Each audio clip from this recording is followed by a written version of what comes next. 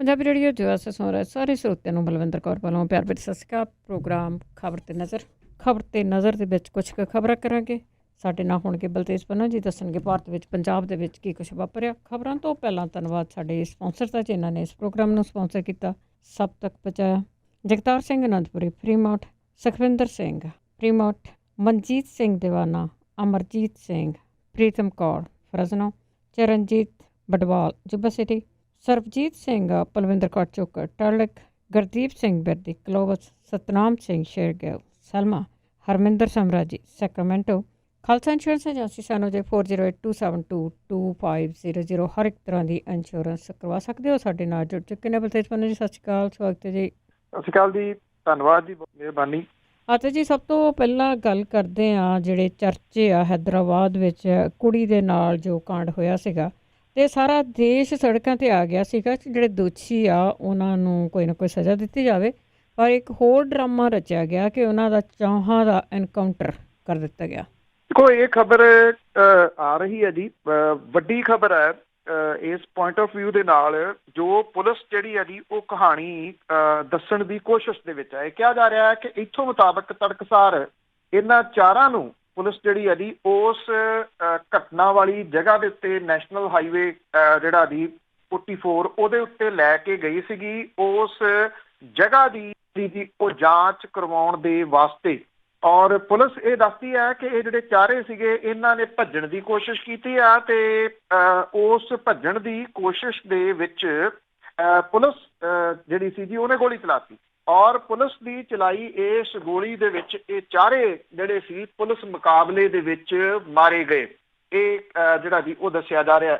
ਬਿਲਕੁਲ ਇਹ ਗੱਲ ਠੀਕ ਹੈ ਜੀ। ਇਸ ਵੇਲੇ ਸੜਕ ਤੋਂ ਲੈ ਕੇ ਸੰਸਦ ਤੱਕ ਇਸ ਰੇਪ ਕੇਸ ਦਾ ਚਰਚਾ ਹੈ, ਜਿਹਦੇ ਵਿੱਚ ਇਹ ਜਿਹੜੀ ਵੈਟਰਨਰੀ ਸਰਜਨ ਇੱਕ ਜਿਹੜੀ ਲੜਕੀ ਸੀ ਉਹਦਾ ਰੇਪ ਕੀਤਾ ਗਿਆ, ਫਿਰ ਉਹਨੂੰ ਜਿਉਂਦਿਆਂ ਜਿਹੜਾ ਸੀ ਉਹ ਸਾੜ ਦਿੱਤਾ ਗਿਆ ਸੀਗਾ। ਔਰ ਇਹ ਦਿਲ ਕੰਬਾਊ ਘਟਨਾ ਨੇ ਇੱਕ ਵਾਰੀ ਫਿਰ ਸਾਰਾ ਕੁਝ ਜਿਹੜਾ ਜੀ ਉਹ ਹਿਲਾ ਕੇ ਰੱਖ ਦਿੱਤਾ ਸੀ। ਪਰ ਦੇਖੋ, ਇਸ ਮਾਮਲੇ ਦੇ ਵਿੱਚ ਇਹ ਜਿਹੜੀ ਖਬਰ ਆਈ ਆ, ਇਹ ਕੋਈ ਖਬਰ ਤਸੱਲੀ ਦੇਣ ਵਾਲੀ ਨਹੀਂ। ਹੋ ਸਕਦਾ ਆ ਕਿ ਤੁਰੰਤ ਰਿਐਕਟ ਕਰਨ ਵਾਲੇ ਜਿਹੜਾ ਜੀ ਉਹ ਪਿੱਠ ਥਾਪੜਨ ਲੱਗ ਜਾਣ ਪੁਲਿਸ ਦੀ, ਔਰ ਇਹ ਕਹਿਣ ਕਿ ਇਹ ਫੈਸਲਾ ਜਿਹੜਾ ਜੀ ਉਹ ਔਨ ਦੀ ਸਪੌਟ ਕੀਤਾ। ਪਰ ਇਹਦੇ ਨਾਲ ਜਿਹੜੀ ਅਮਨ ਕਾਨੂੰਨ ਦੀ ਜਾਂ ਜਿਹੜੀਆਂ ਧਾਰਾਵਾਂ ਨੇ ਉਹਨਾਂ ਜੇ ਦੇਖੀਏ ਤਾਂ ਇਹ ਜਲੂਸ ਨਿਕਲ ਕੇ ਜਿਹੜਾ ਜੀ ਉਹ ਰਹਿ ਜਾਊਗਾ। ਜੇ ਯਾਦ ਹੋਵੇ ਤਾਂ ਦਿੱਲੀ ਦੇ ਵਿੱਚ ਜਿਹੜਾ ਇੱਕ ਸਕੂਲ ਦੇ ਵਿੱਚ ਇੱਕ ਬੱਚੇ ਦੇ ਨਾਲ ਜਿਹੜੀ ਜੀ ਉਹ ਘਟਨਾ ਵਾਪਰੀ ਸੀ।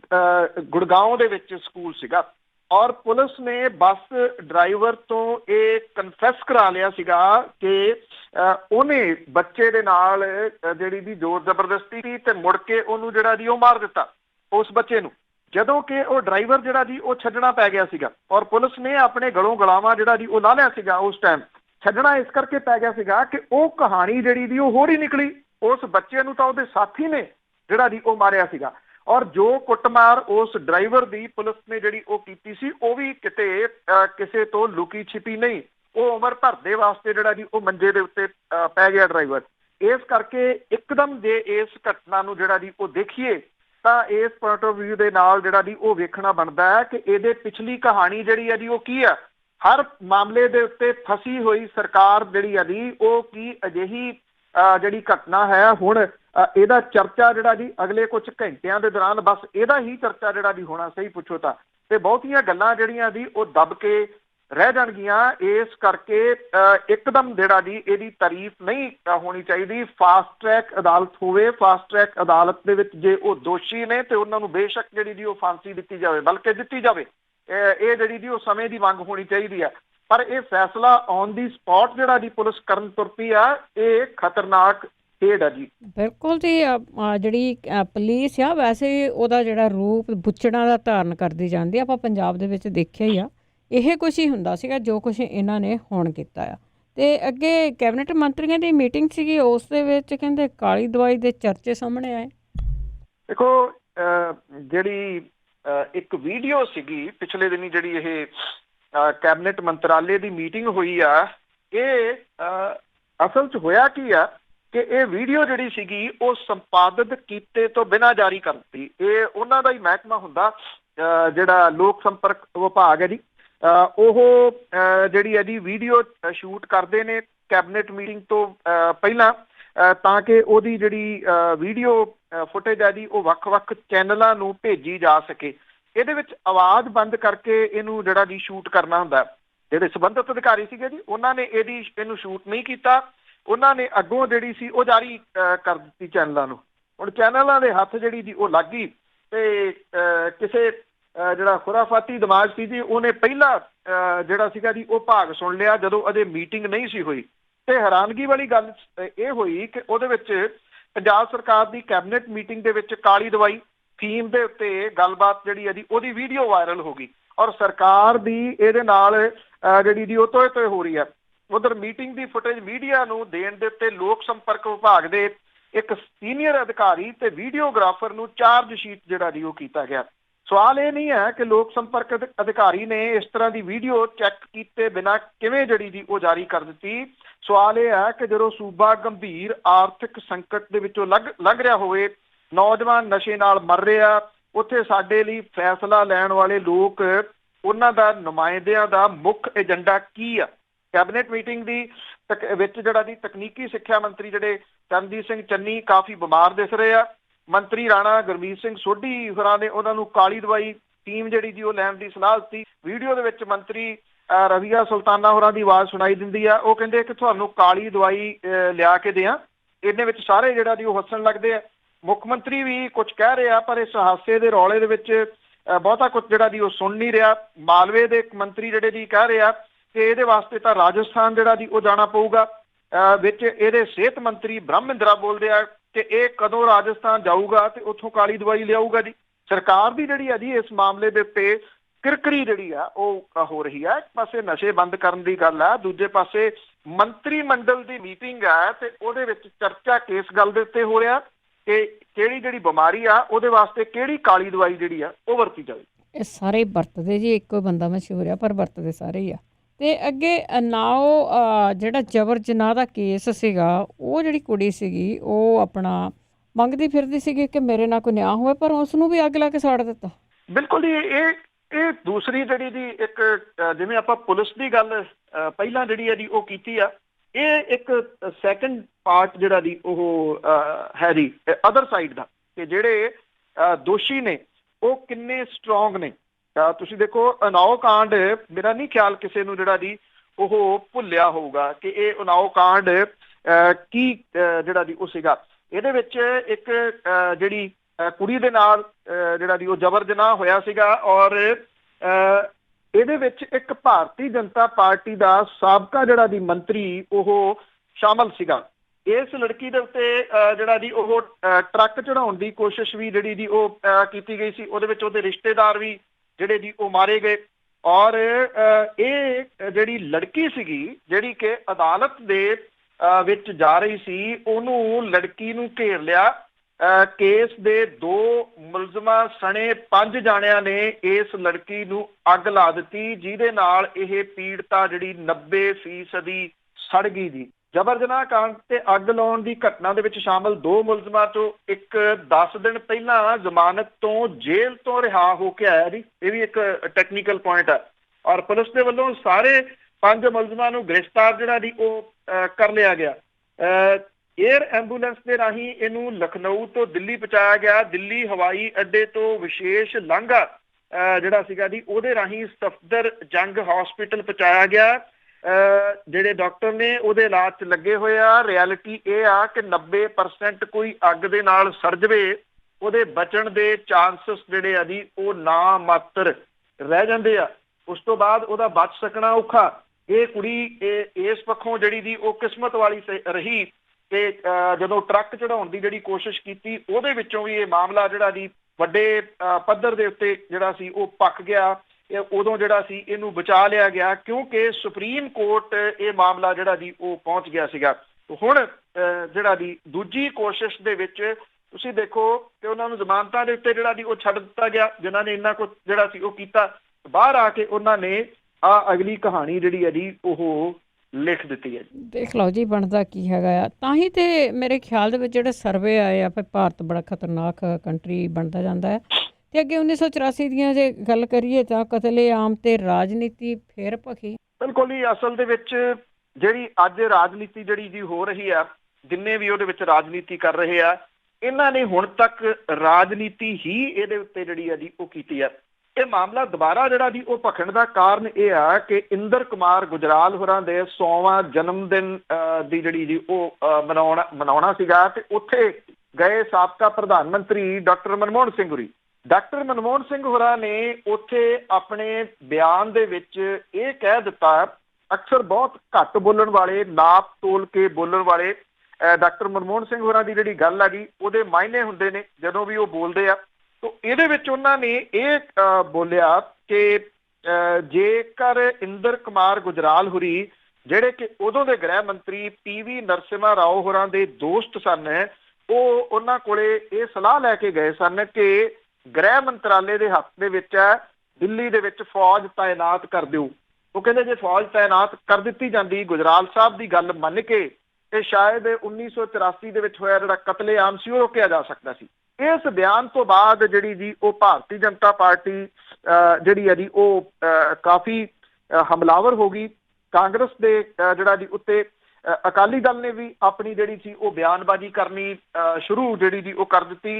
ਇਸ ਵੇਲੇ ਦੁਨੀਆ ਦੇ ਵਿੱਚ ਨਾ ਇੰਦਰ ਕੁਮਾਰ ਗੁਜਰਾਲ ਨੇ, ਨਾ PV ਨਰਸਿਮਹਾ ਰਾਓ ਨੇ, ਕੁਛ ਜਿਹੜੇ ਜੀ ਇਹ ਕਹਿੰਦੇ ਨੇ ਕਿ ਡਾਕਟਰ ਸਾਹਿਬ ਦੇ ਵੱਲੋਂ ਜਿਹੜਾ ਜੀ ਕਾਂਗਰਸ ਦੇ ਜਿਹੜਾ ਆਗੂ ਨੇ, ਸਾਬਕਾ ਪ੍ਰਧਾਨ ਮੰਤਰੀ ਰਾਜੀਵ ਗਾਂਧੀ, ਉਹਨੂੰ ਬਚਾਉਣ ਦੀ ਕੋਸ਼ਿਸ਼ ਜਿਹੜੀ ਜੀ ਉਹ ਕੀਤੀ ਗਈ ਆ, ਇਹ ਕਹਿ ਕੇ ਕਿ ਗ੍ਰਹਿ ਮੰਤਰਾਲੇ ਦਾ ਸੀਗਾ ਜੀ, ਜਦੋਂ ਕਿ ਉਸ ਟਾਈਮ ਫੌਜ ਕਿਉਂ ਨਹੀਂ ਸੀ ਲਾਈ ਗਈ, ਇਹਦੇ ਕਈ ਤੱਥ ਜਿਹੜੇ ਆ ਜੀ ਉਹ ਮੌਜੂਦ ਆ, ਔਰ ਉਹ ਕਈ ਵਾਰੀ ਜਿਹੜੇ ਜੀ ਉਹ ਸਾਹਮਣੇ ਵੀ ਆ ਚੁੱਕੇ ਹੋਏ ਨੇ ਕਿ ਕਿਹੜੇ ਕਾਰਨਾਂ ਕਰਕੇ ਉਦੋਂ ਫੌਜ ਨਹੀਂ ਸੀ ਸੱਦੀ ਗਈ। ਜਿਹੜੀ ਕਿ ਮੀਟਿੰਗ ਰਾਜੀਵ ਗਾਂਧੀ ਦੇ ਘਰੇ ਉਸ ਵੇਲੇ ਜਿਹੜੀ ਉਹ ਹੋਈ ਸੀਗੀ, ਅਕਾਲੀ ਦਲ ਦੇ ਵੱਲੋਂ ਜਿਹੜਾ ਜੀ ਇਹ ਆਖਿਆ ਜਾ ਰਿਹਾ ਕਿ ਕਾਂਗਰਸ ਜਿਹੜੀ ਹੈ ਜੀ ਉਹ ਜਵਾਬ ਦੇਵੇ। ਡਾਕਟਰ ਮਨਮੋਹਨ ਸਿੰਘ ਹੋਰਾਂ ਦੀ ਤਾਰੀਫ ਜਿਹੜੀ ਹੈ ਜੀ ਉਹ ਕੀਤੀ ਜਾ ਰਹੀ ਹੈ ਕਿ ਆਫਟਰ ਆਲ ਉਹਨਾਂ ਨੇ ਇੰਨੇ ਸਾਲਾਂ ਤੋਂ ਬਾਅਦ ਜਿਹੜਾ ਜੀ ਉਹ ਮੰਨਿਆ। ਹਾਲਾਂਕਿ ਡਾਕਟਰ ਮਨਮੋਹਨ ਸਿੰਘ ਹੋਰਾਂ ਦਾ 1984 ਦੇ ਵਿੱਚ ਕਾਂਗਰਸ ਦੇ ਨਾਲ ਕੋਈ ਬਹੁਤਾ ਲੈਣਾ ਦੇਣਾ ਨਹੀਂ ਸੀ। ਉਹ ਉਦੋਂ ਚਰਚਾ ਦੇ ਵਿੱਚ ਆਏ ਜਦੋਂ ਜਿਹੜਾ PV ਨਰਸਿਮਹਾ ਪ੍ਰਧਾਨ ਮੰਤਰੀ ਬਣੇ, ਤੇ ਉਹ ਉਹਨਾਂ ਨੂੰ ਐਜ਼ ਏ ਫਾਈਨੈਂਸ ਮਿਨਿਸਟਰ ਦੇ ਵਜੋਂ ਜਿਹੜਾ ਸੀ ਉਹ ਲੈ ਕੇ ਆਏ। ਜਿਹੜੇ ਇਹਦੇ ਉੱਤੇ ਸਿਆਸਤ ਕਰਨ ਵਾਲੇ ਨੇ, ਉਹਨਾਂ ਨੇ ਵੀ ਮਹਿਜ਼ ਰੋਟੀਆਂ ਹੀ ਜਿਹੜੀਆਂ ਜੀ ਉਹ ਸੇਕੀਆਂ ਇਸ ਸਿਆਸਤ ਦੇ ਉੱਤੇ। ਜਦੋਂ ਸਿਆਸਤਦਾਨ ਜਿਹੜੇ ਸੀਗੇ ਜੀ ਉਹ ਰੋਟੀਆਂ ਸੇਕਦੇ ਰਹੇ, ਇਹੀ ਇੱਕ ਪ੍ਰਮੁੱਖ ਕਾਰਨ ਸੀਗਾ ਕਿ ਇਹ 1984 ਦੇ ਕਤਲੇਆਮ ਦਾ ਸਹੀ ਇਨਸਾਫ ਜਿਹੜਾ ਸੀਗਾ ਜੀ ਉਹ ਅੱਜ ਤੱਕ ਨਹੀਂ ਮਿਲ ਸਕਿਆ ਜੀ। ਇੱਕ ਵਾਰੀ ਫੇਰ ਇਸ ਮਾਮਲੇ ਦੇ ਉੱਤੇ ਸਿਆਸਤ ਹੋ ਰਹੀ ਆ, ਤਕੜੀ ਸਿਆਸਤ ਹੋ ਰਹੀ ਹੈ। ਬਿਲਕੁਲ ਜੀ, ਜਿਹਦਾ ਜੀ ਕਰਦਾ ਜਦੋਂ ਮਰਜ਼ੀ ਆਪਣੇ ਬੋਝੇ ਚੋਂ ਕੱਢ ਕੇ ਕਰ ਲੈਂਦਾ, ਕਰਨ ਵਾਲੇ ਵੀ ਤਾਂ ਕਰਵਾਉਣ ਵਾਲੇ ਵੀ, ਜਿਹਨਾਂ ਤੇ ਹੋਇਆ ਸੀ ਉਹ ਵੀ ਵਿੱਚ ਹੀ। ਅਤੇ ਅੱਗੇ ਗੱਲ ਕਰਦੇ ਹਾਂ ਕਿ ਛੋਟੀਆਂ ਛੋਟੀਆਂ ਗੱਲਾਂ ਦੇ ਉੱਤੇ ਵੀ ਬੜਾ ਕੁਝ ਹੁੰਦਾ, ਪਰ ਹੁਣ ਦੇਖੋ ਪਿਆਜ਼ਾਂ ਨੂੰ ਲੈ ਕੇ, ਗੰਢਿਆਂ ਨੂੰ ਲੈ ਕੇ ਸਰਕਾਰ ਦੇ ਖਿਲਾਫ ਪ੍ਰਦਰਸ਼ਨ ਹੋ ਰਿਹਾ। ਬਿਲਕੁਲ ਜੀ, ਐਕਚੁਅਲੀ ਇਹ ਆ ਜੀ ਕਿ ਜਿਹੜਾ ਇਹ ਕਿਹਾ ਜਾ ਰਿਹਾ ਕਿ ਕਿਸੇ ਟਾਈਮ ਇਹ ਬਿਆਨ ਜਿਹੜੇ ਦੀ ਜਦੋਂ ਪਾਵਰ ਦੇ ਵਿੱਚ ਨਹੀਂ ਸਨ ਤੇ ਮੌਜੂਦਾ ਪ੍ਰਧਾਨ ਮੰਤਰੀ ਸੀਗੇ ਕਿ ਜਿਹੜਾ ਰੁਪਈਆ ਉਹ ਡਾਲਰ ਦੇ ਮੁਕਾਬਲੇ ਕਮਜ਼ੋਰ ਕਿਉਂ ਹੋ ਰਿਹਾ। ਹੁਣ ਲੋਕ ਜਿਹੜਾ ਜੀ ਸਟਾਰ ਦੇ ਰੂਪ ਦੇ ਵਿੱਚ ਕਹਿੰਦੇ ਆ ਕਿ ਭਾਰਤੀ ਜਿਹੜਾ ਗੰਢਾ ਆ, ਜਿਹੜਾ ਪਿਆਜ਼ ਆ, ਉਹ ਅਮਰੀਕਨ ਡਾਲਰ ਦਾ ਮੁਕਾਬਲਾ ਕਰ ਰਿਹਾ, ਔਰ ਜਿਹੜਾ ਗੰਢੇ ਆ ਜੀ ਇਹਨਾਂ ਦੀ ਕੀਮਤ 100 ਰੁਪਈਏ ਦੇ ਨੇੜੇ ਤੇੜੇ ਜਿਹੜੀ ਆ ਜੀ ਉਹ ਚਲੇਗੀ ਆ। ਆਮ ਬੰਦਾ ਜਿਹੜਾ ਕਿ ਗੰਢੇ ਚਾਰ ਦੇ ਨਾਲ ਰੋਟੀ ਖਾ ਲੈਂਦਾ ਸੀਗਾ, ਉਹ ਗੰਢੇ ਦੇ ਨਾਲ ਰੋਟੀ ਖਾਣ ਤੋਂ ਜਿਹੜਾ ਜੀ ਉਹ ਗਿਆ। ਹੁਣ ਇਹ ਮਾਮਲਾ ਜਿਹੜਾ ਜੀ ਵੱਡੇ ਪੱਧਰ ਦੇ ਉੱਤੇ ਲੋਕ ਸਭਾ ਦੇ ਵਿੱਚ ਵੀ ਗੂੰਜਿਆ। ਕੇਂਦਰੀ ਗ੍ਰਹਿ ਮੰਤਰੀ ਨੇ ਗੰਢਿਆਂ ਦੀਆਂ ਕੀਮਤਾਂ ਅਸਮਾਨੀ ਚੜ੍ਹੇ ਨੇ ਉਹਨੂੰ ਨੱਥ ਪਾਉਣ ਦੇ ਵਾਸਤੇ ਬੈਠਕ ਜਿਹੜੀ ਆ ਜੀ ਉਹ ਅੱਜ ਸੱਦੀ ਆ। ਤਿਹਾੜ ਜੇਲ੍ਹ ਤੋਂ 106 ਦਿਨਾਂ ਬਾਅਦ ਰਿਹਾ ਹੋ ਕੇ ਆਏ ਕਾਂਗਰਸੀ ਆਗੂ P ਚਿਦੰਬਰਮ, ਲੋਕ ਸਭਾ 'ਚ ਕਾਂਗਰਸ ਦੇ ਆਗੂ ਅਧੀਰ ਰੰਜਨ ਚੌਧਰੀ, ਗੌਰਵ ਗੋਗੋਈ ਤੇ ਬਾਕੀ ਆਗੂਆਂ ਨੇ ਸੰਸਦ ਭਵਨ ਦੇ ਬਾਹਰ ਗੰਢਿਆਂ ਦੇ ਵੱਧ ਰਹੇ ਭਾਅ ਦੇ ਖਿਲਾਫ ਮੁਜ਼ਾਹਰਾ ਜਿਹੜਾ ਜੀ ਉਹ ਕੀਤਾ। ਇਹਨਾਂ ਦੇ ਨਾਲ ਬਾਕੀ ਕਾਂਗਰਸੀ ਆਗੂ ਵੀ ਜਿਹੜੇ ਜੀ ਉਹ ਮੌਜੂਦ ਸਨ। ਕਾਂਗਰਸ ਦੇ ਸੰਸਦ ਮੈਂਬਰਾਂ ਨੇ ਗੰਢਿਆਂ ਦੀਆਂ ਟੋਕਰੀਆਂ ਭਰ ਕੇ ਪ੍ਰਦਰਸ਼ਨ ਕੀਤਾ ਤੇ ਨਾਅਰੇਬਾਜ਼ੀ ਕੀਤੀ ਤੇ ਮੰਗ ਕੀਤੀ ਕਿ ਸਰਕਾਰ ਗੰਢਿਆਂ ਦਾ ਭਾਅ ਘਟਾ ਕੇ ਗਰੀਬਾਂ ਨੂੰ ਪਰੇਸ਼ਾਨ ਕਰਨਾ ਬੰਦ ਜਿਹੜਾ ਜੀ ਉਹ ਕਰੇ। ਉਧਰ ਜਿਹੜੇ ਫਾਈਨੈਂਸ ਮਿਨਿਸਟਰ ਨੇ ਨਿਰਮਲਾ ਸੀਤਾ ਰਮਨ, ਉਹਦੇ ਵੱਲੋਂ ਦਿੱਤਾ ਗਿਆ ਬਿਆਨ ਜਿਹੜਾ ਜੀ ਉਹ ਸੋਸ਼ਲ ਮੀਡੀਆ ਦੇ ਉੱਤੇ ਟਰੋਲ ਜਿਹੜਾ ਜੀ ਉਹ ਬਣਿਆ ਹੋਇਆ। ਕਿਉਂਕਿ ਜਿਹੜੇ ਨਿਰਮਲਾ ਸੀਤਾਰਮਨ ਨੇ ਉਹਨਾਂ ਦੇ ਵੱਲੋਂ ਗੰਢੇ ਤੇ ਲਸਣ ਦੀ ਵੱਧ ਵਰਤੋਂ ਨਾ ਕੀਤੇ ਜਾਣ ਤੋਂ ਬਿਆਨ ਤੋਂ ਬਾਅਦ ਟਵਿੱਟਰ ਦੇ ਉੱਤੇ ਕਈ ਮਜ਼ਾਹੀਆ ਟਿੱਪਣੀਆਂ ਜਿਹੜੀਆਂ ਜੀ ਉਹ ਵੇਖਣ ਨੂੰ ਮਿਲ ਰਹੀਆਂ ਨੇ। ਸੀਨੀਅਰ ਕਾਂਗਰਸੀ ਆਗੂ ਜਿਹੜੇ ਪੀ ਚਿਦੰਬਰਮ ਨੇ ਉਹਨਾਂ ਨੇ ਸਵਾਲ ਇਹ ਕੀਤਾ ਕਿ ਕੀ ਨਿਰਮਲਾ ਸੀਤਾਰਮਨ ਹੋਰੀ ਪਿਆਜ਼ ਦੀ ਜਗ੍ਹਾ ਦੇ ਉੱਤੇ ਐਵਾਕੈਡੋਜ਼ ਖਾਂਦੇ ਆ।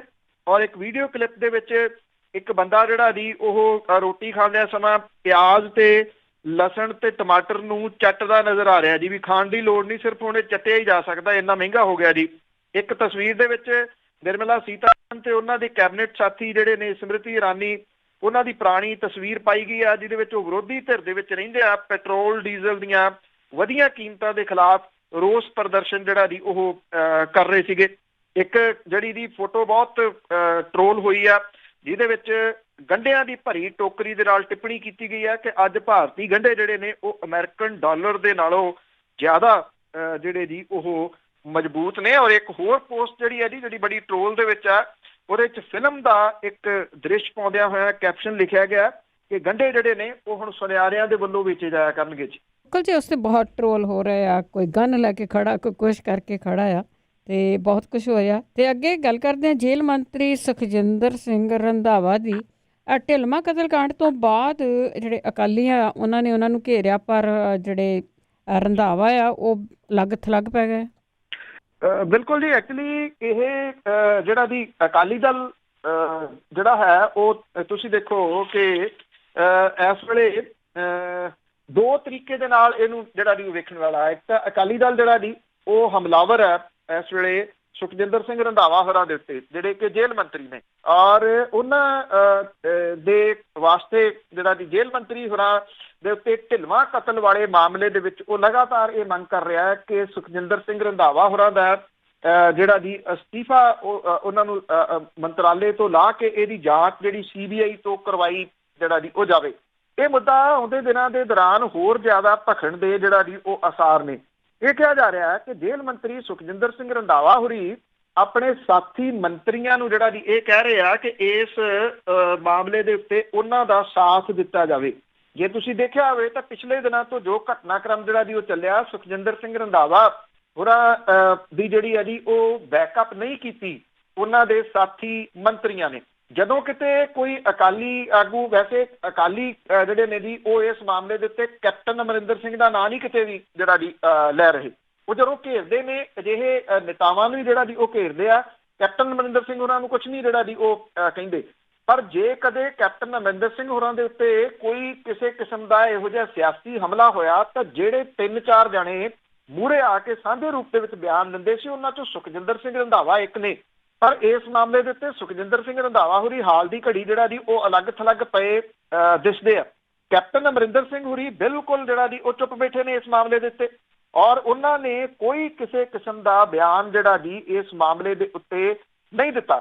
ਇਹਦਾ ਮਤਲਬ ਇਹ ਆ ਕਿ ਅਕਾਲੀ ਦਲ ਵਾਲੇ ਜਿਹੜੇ ਆ ਜੀ ਉਹ ਵੀ ਕੈਪਟਨ ਅਮਰਿੰਦਰ ਸਿੰਘ ਦੇ ਖਿਲਾਫ ਨਹੀਂ ਬੋਲ ਰਹੇ, ਤੇ ਕੈਪਟਨ ਅਮਰਿੰਦਰ ਸਿੰਘ ਹੋਰੀ ਵੀ ਆਪਣੇ ਮੰਤਰੀ ਨੂੰ ਬਚਾਉਣ ਦੇ ਵਾਸਤੇ ਜਿਹੜਾ ਜੀ ਉਹ ਮੂਹਰੇ ਹਾਲ ਦੀ ਘੜੀ ਜਿਹੜਾ ਉਹ ਨਹੀਂ ਜਿਹੜਾ ਜੀ ਆ ਰਹੇ।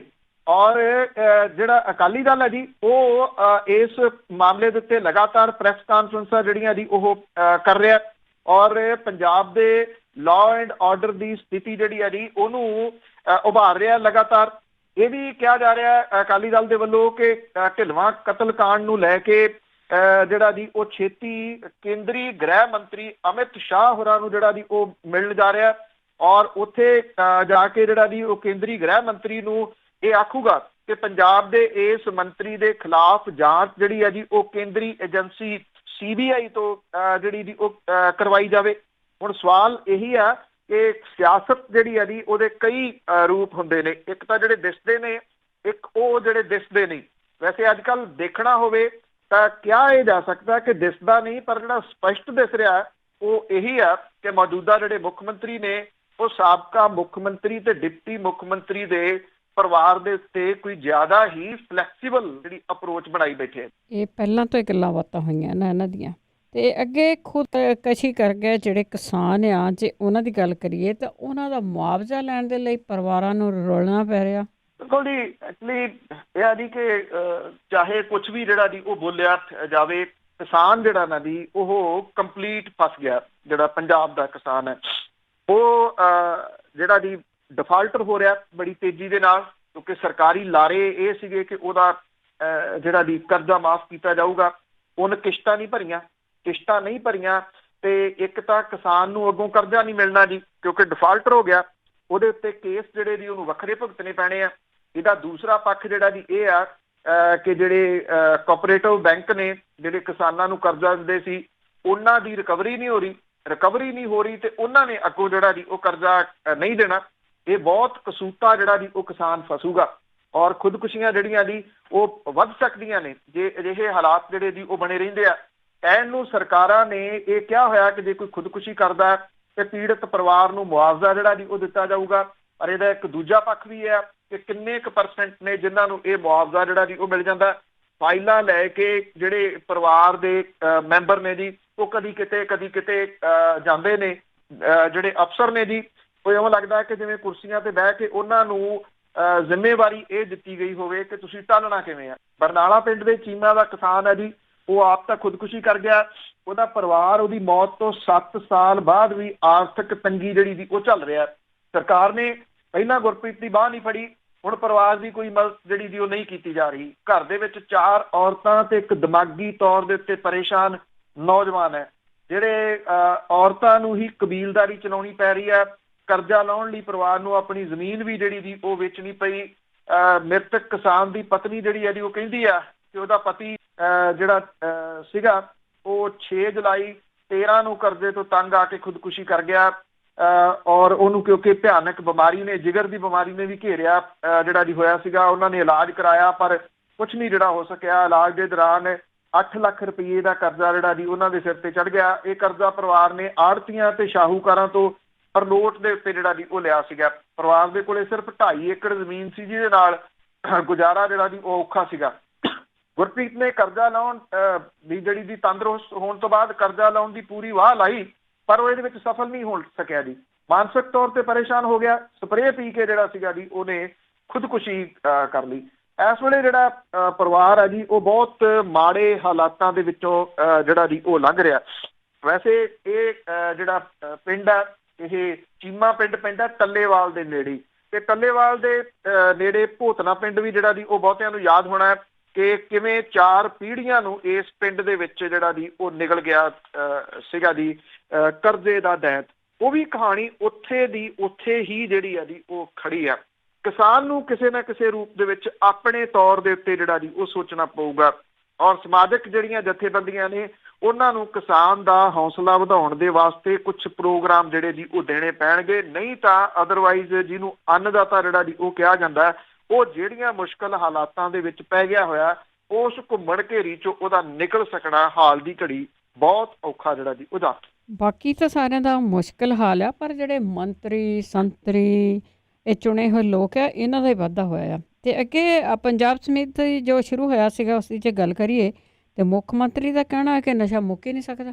ਇਹ ਪੰਜਾਬ ਸਮੇਤ ਜਿਹੜਾ ਜੀ ਸਟਾਰਟ ਹੋਇਆ ਜੀ 2 ਦਿਨ ਦਾ, ਕੱਲ ਸੀ ਤੇ ਅੱਜ ਹੈ।